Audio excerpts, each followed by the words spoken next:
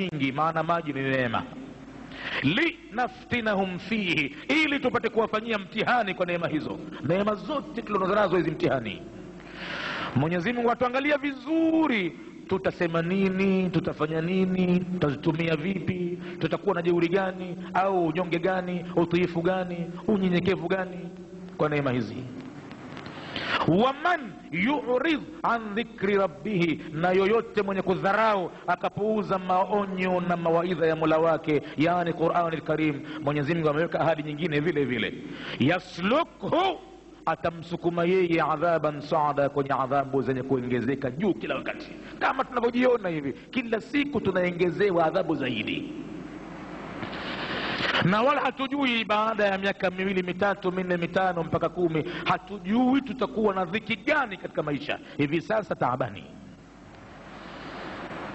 kila mmoja